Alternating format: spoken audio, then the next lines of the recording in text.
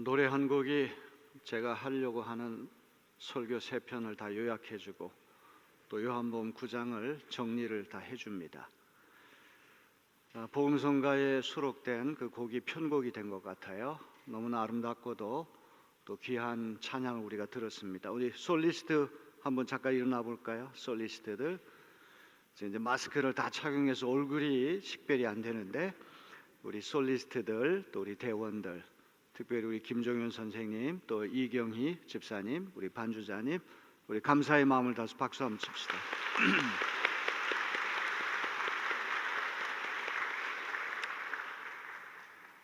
오늘 요한복음 성경 본문이 조금 깁니다. 제가 대학 채플에 가서 설교할 때 압도적으로 교회 안 다니는 친구들이 많아가지고 학교 측에서 성경 본문을 3구절 이하로 하십시오.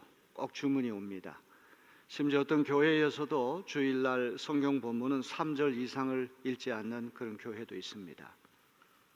상당히 긴 본문인데 오늘 우리 김태한 권사님께서 차분하게 또박또박 또 빠른 속도로 잘 낭독해 주셔서 너무나 감사합니다. 사람들이 다 그렇잖아요. 자기 듣고 싶은 것만 들으려고 그러잖아요. 선택적 청취라고 하는 그런 말이 있습니다. 설교도 재미없는 것, 솔깃하지 않은 것은 아무리 얘기해도 그냥 가만히 건성으로 있죠. 그러다가 자기하고 직결된 이야기, 관심 있는 이야기, 흥미 있는 이야기는 귀를 쫑긋 기울입니다. 저는 왜 이렇게 2000년 전에 있었던 별로 재미없는 이야기를 설교 시간에 여러분에게 하는 걸까요? 저 자신이 이런 질문을 수도 없이 많이 합니다. 2000년 전에 일어났던 이 말씀이 오늘 우리에게 무슨 의미가 있다고 이렇게 고지식하게 계속 성경 중심으로 강해 설교를 하는 걸까? 첫째는 우리 감리교 교조인 웨슬리 선생님이 호모 우이누스 리브리, 한 책의 사람, 성경의 사람이기 때문에 그렇습니다. 우리의 체험이라든지 여러 가지 사상이라든지 이런 것들은 하나님께로부터 왔는지 안 왔는지 검증하기가 어려워요. 성경은 하나님의 감화 감동을 받아서 기록된 책이기 때문에 가장 믿을 만한 책입니다. 제가 체험한 간증을 여러분에게 얘기해서 여러분 은혜 받는다고 할지라도 그 진위 여부는 상당히 가리기 어려워요. 성경은 계시된 하나님 말씀이기 때문에 여러분은 하나님 말씀 앞에 세우고 그 말씀의 의미를 깨닫게 하고 그 말씀의 능력의 변화를 받아 새롭게 되게 하는 것, 그것이 설교자가 해야 할 일이 아니겠습니까? 그래서 이 요한복음 9장 굉장히 복잡한 이야기를 3주에 걸쳐서 설교를 계속하고 있는 것입니다. 치유 이적 설교를 시리즈로 하고 있는데 예수님이 이런 병자를 고치셨습니다. 이런 단순한 이야기가 아닙니다. 어떤 환자가 병에 걸렸다가 예수님 만나서 병 낫다, 그런 이야기가 아니죠. 성경이 성경인 것은 그런 단순한 객관적인 사실을 보도하는 데 그치는 것이 아니라 메시지가 있어요. 요한복음을 흔히 아들의 복음, 영광의 복음 그렇게 말을 하거든요. 가장 기독교적인 용어가 집약되어 있는 책이 요한복음입니다. 예수님께서 하나님이 보내신 하나님의 아들이라고 한 사실을 계속해서 보여주려고 하는 책, 예수님이 하나님의 영광을 드러내는 분이다, 이거를 계속해서 보여주려고 한 책이 요한복음입니다.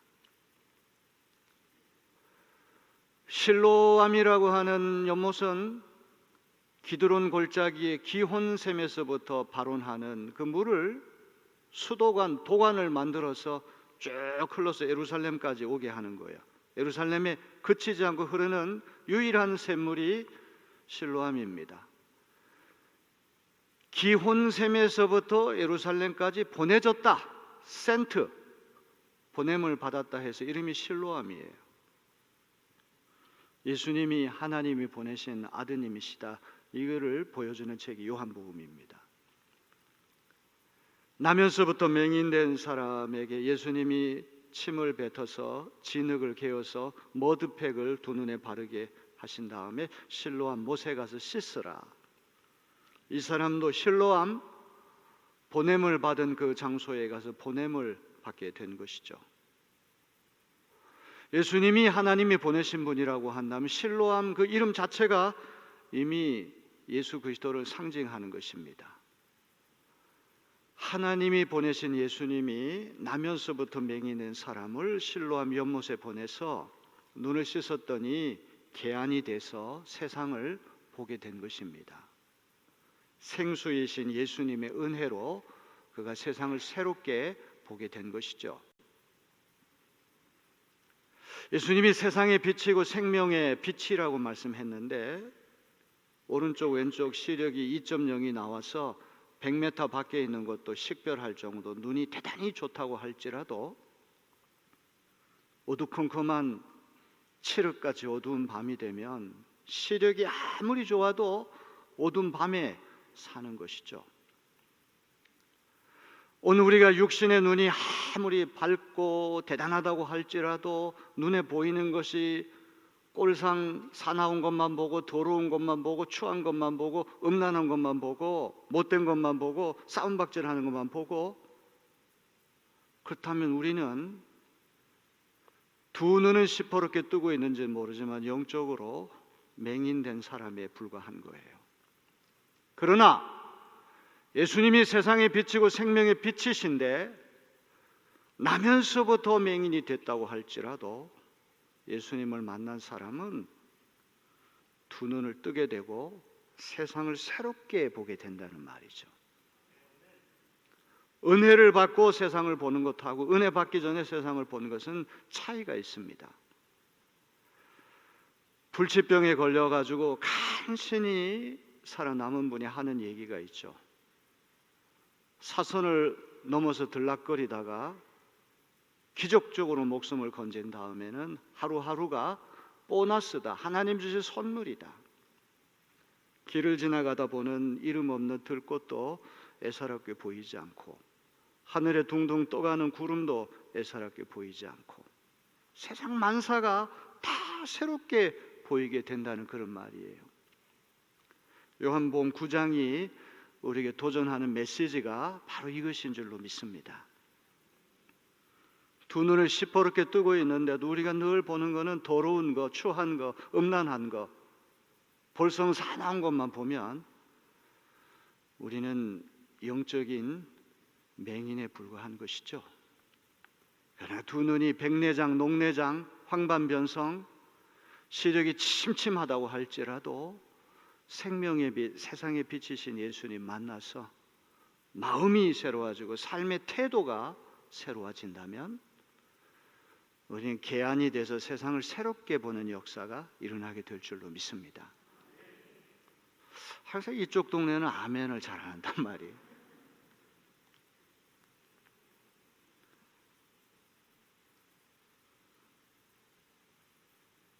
이 요한복음 9장에 나오는 이야기가 단순한 이야기 아니거든요. 나면서부터 소경된 사람 고쳤습니다. 이 얘기 아니에요. 그런 얘기, 시시한 얘기, 성경에 그냥 전설 같은 이야기 왜 하겠어요?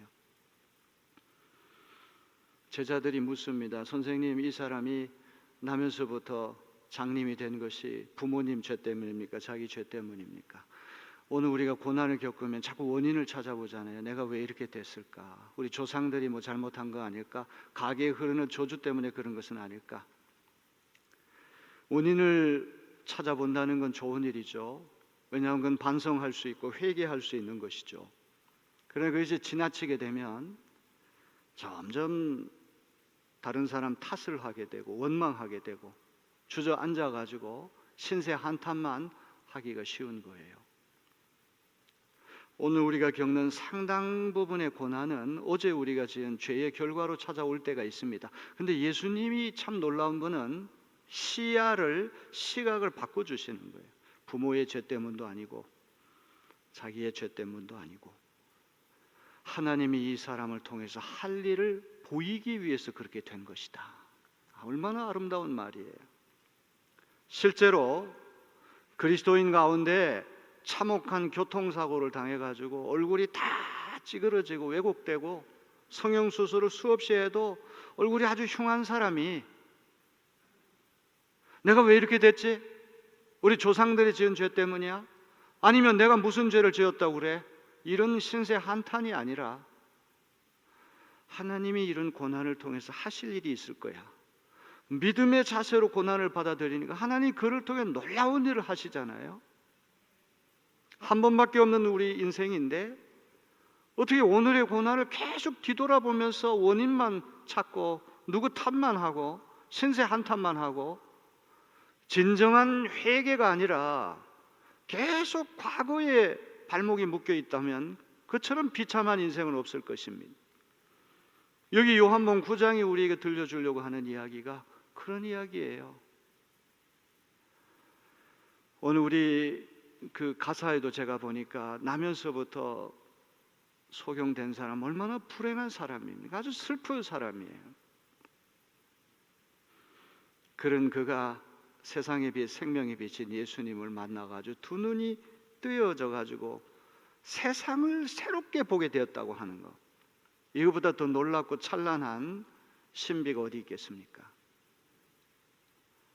신앙생활을 모태신앙이고 20년, 30년, 40년, 50년 했다고 해서 우리는 영적 개안의 체험이 한 번이라도 있는가? 오늘 우리 그런 반문을 하면서 오늘 이 말씀을 새롭게 읽고 들을 수 있는 시간이 되어지기를 바랍니다. 흥미로운 건 예수님이 일막에서 나면서부터 소경된 사람 고쳐준 다음에 예수님 갑자기 어디론가 사라졌어요.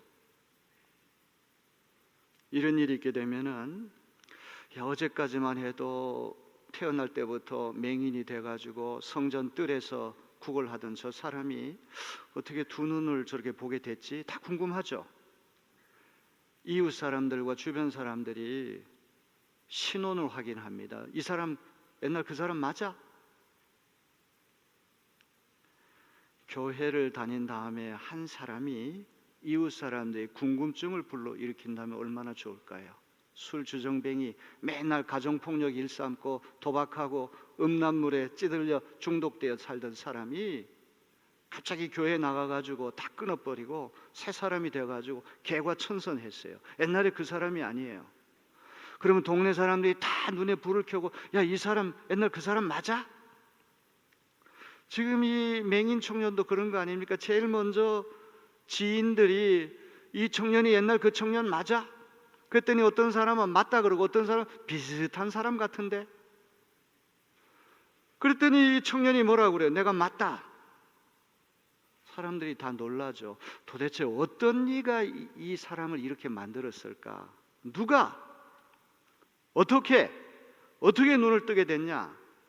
그리고 당신 고쳐준 사람 어디 있느냐? 당연히 수순이 그렇게 되는 거 아닙니까?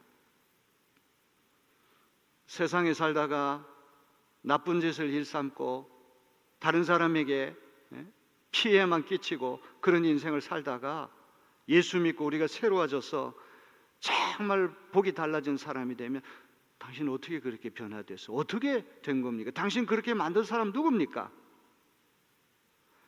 참 이런 이야기들 우리가 들을 수 있는 사람 되면 얼마나 좋을까요?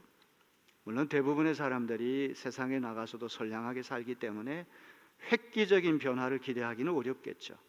얘는 정말 드라마틱한 그런 인생을 산 사람들에게 해당되는 말일 것입니다.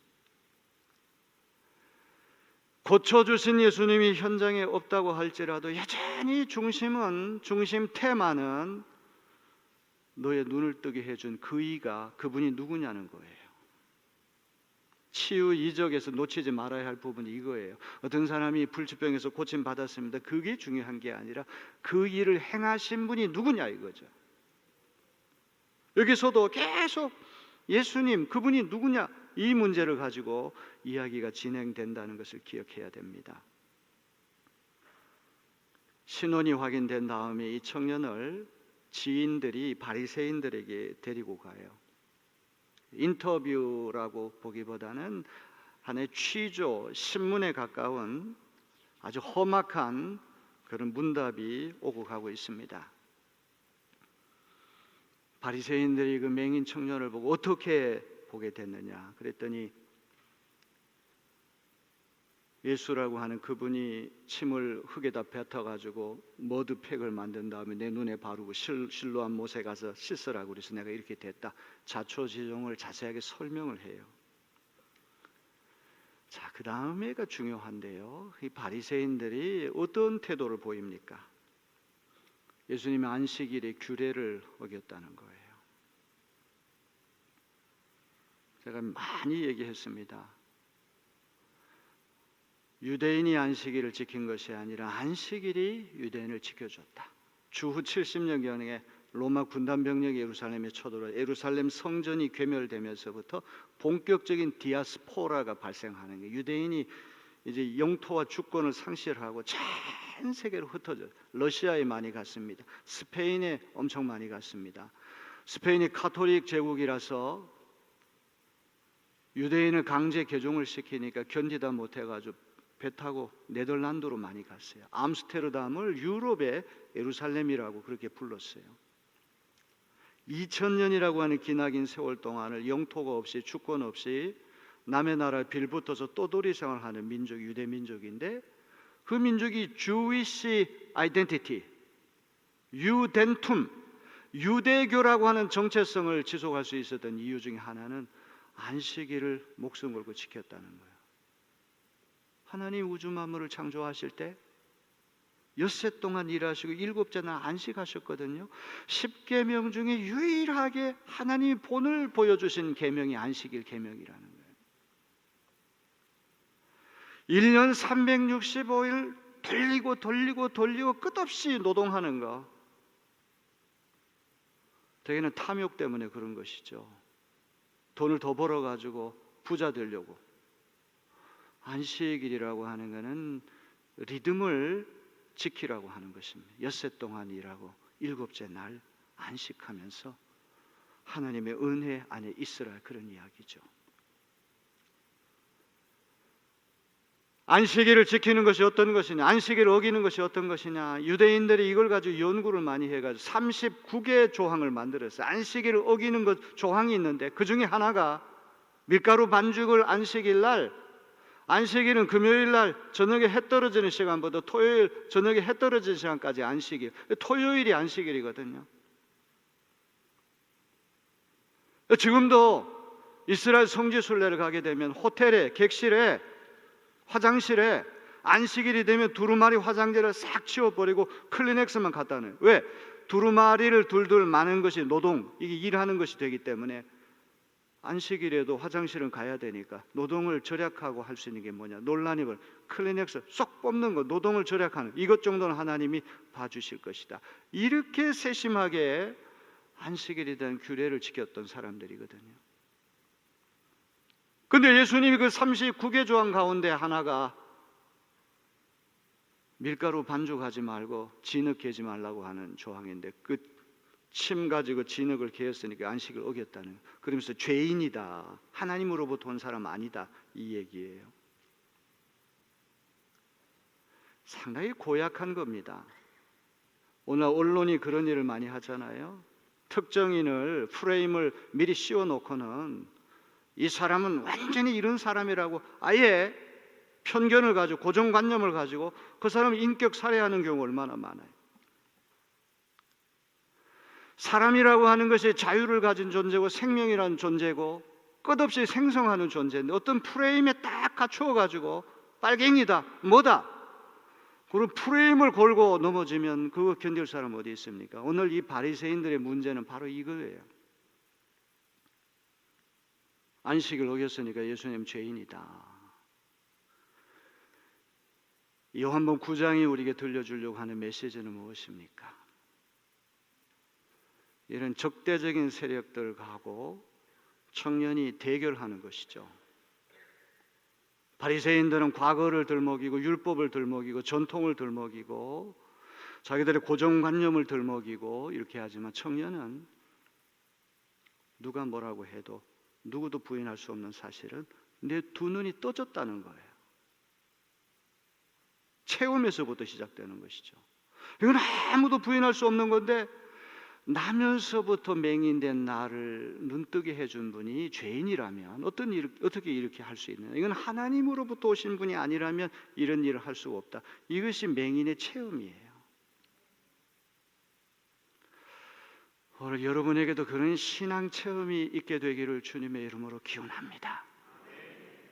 오늘의 나된 것은 누가 뭐라고 해도 예수님의 은혜야. 목에 칼이 들어와도 나는 이거 부인할 수 없어. 오만 가지 얘기를 하더라도 이거 하나만큼은 누구도 부인할 수 없어. 이거는 하나님으로부터 오신 그분이 아니라면 있을 수가 없는 일이야. 바리새인들이 예수님을 죄인으로 프레임을 미리 씌워놓고는 죄인이라고 몰아붙이면서 청년에게 묻어요. 너는 그 사람 어떻게 생각하냐? 그때 청년이 뭐라고는 예언자다 이렇게 말을 해요. 요한복음 9장이 우리에게 도전하는 또 하나의 메시지는 맹인 청년의 예수 이해, 예수 인식이 점진적으로 발전하고 있다는 걸 놓치면 안 돼요. 예수라는 그 사람 막연하게 얘기를 하다가 예언자라고 그랬다가 하나님으로부터 온 사람이라고 했다. 맨 마지막은 주님. 한국 개신교 발상제인 우리 내립교회 교인들은 예수 인식과 예수 이해도 점진적으로 발전해 나가면 좋겠어요. 그저 구태의연한 옛날 신앙이 아니라 어떻게 하면 성경에 나타난 그대로의 순직한 예수상을 우리가 볼 수가 있겠느냐? 무슨 영웅의 한 사람이고 무슨 한 사람 위대한 유인 중에 한 사람의 그런 생각에서부터 점점 발전해서 마침내 예수님이 나의 주님이십니다. 이런 신앙 단계까지 발전하는 교인들이 우리 내립교회에 많아지기를 주님의 이름으로 기원합니다. 요한복음 9장 이 문답에서 가장 흥미로운 부분은 이제 부모를 소환하는 거예요. 아들 가지고는 안 되니까 부모에게 확인하려고 그러죠. 예수 행방에 대해서 이제 부모를 통해서 확인하려고 부모를 소환합니다. 아마 이 청년은 날 때부터 부모님하고 잠 같이 자면서 숙식 같이 하면서 해만 뜨면은 성전 뜰에 가서 구걸하고 그렇게 살았던 것 같아요. 그러니까 이 사람을 가장 잘 아는 사람은 이 부모밖에 없어요. 그래서 이 사람 당신 아들 맞소? 어떻게 지금 보게 됐느냐 이 질문을 던지죠. 그랬더니 부모가 하는 말이 우리 아들 맞습니다. 어려서부터 태어날 때부터 시각 장애를 알았습니다. 근데 그 다음이 중요해요. 어떻게 보게 됐는지 누가 우리 아들의 눈을 뜨게 했는지는 모른다. 우리 아들이 성인이 됐으니까 유대 나이로 남자아이가 13살이 되면 성인이 돼서 책임적으로 미성년자가 아니고 성년이 됐으니까 우리 아들한테 물어봐라. 책임을 아들에게 떠넘기기를 하고 있어요. 거짓말이죠. 틀림없이 아들이 집에 가가지고 부모님한테 예수라는 분이 내 눈 뜨게 해줬고 어쩌고 저쩌고 얘기했을 텐데 모른다고 딱 시체미를 잡아떼는 거예요. 성경 분명히 여기 이유를 밝힙니다. 22절을 다 같이 볼까요? 그 부모가 이렇게 말한 것은 이미 유대인들이 누구든지 예수를 그리스도로 시인하는 자는 출교하기로 결의하였으므로 그들을 무서워함이로라.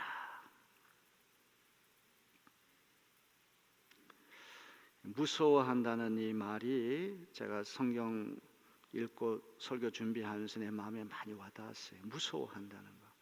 Fear. 한밤중에 칠흑같이 어두운 밤에 길 가다가 환한 대낮에는 안심하고 서로 반갑게 맞을 사람도 가족이고 친척인데도 서로 경계합니다. 왜? 모르니까. 아주 다정한 친구인데도 앞을 분간하기 어려운 그런 밤길을 걸어갈 때는 소리만 해도 예민해지고 두려움을 느껴 무서워지는 거예요. 어느 우리의 영적인 상태가 암흑에 있으면 세상이 다 두려움의 대상이 되는 거예요.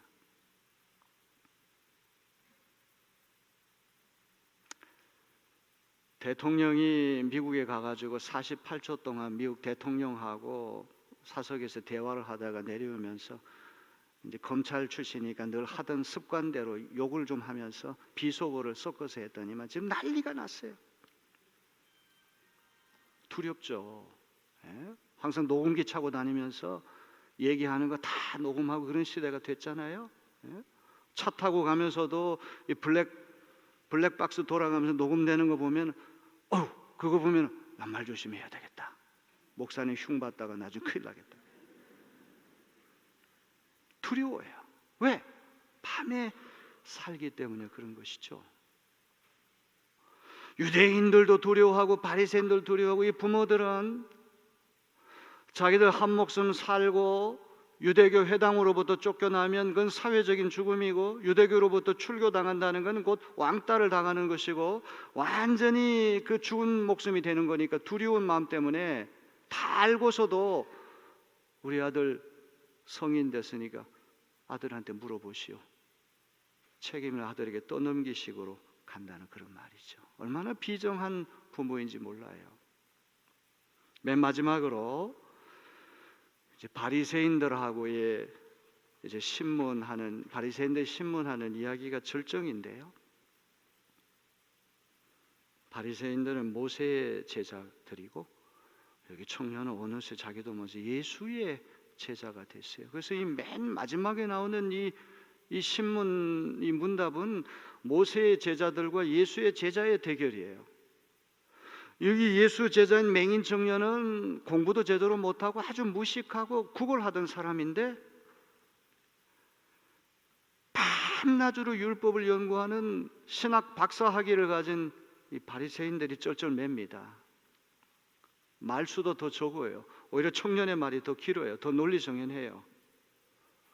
그들은 뭐라고 얘기하면 예수가 안식일 규정을 어긴 죄인이기 때문에 그는 하나님으로부터 온 사람 아니고 너에게 그런 일을 나게 할 수가 없다는. 그런데 맹인 청년이 창세로부터 나면서부터 눈을 뜨게 한 사람이 있습니까?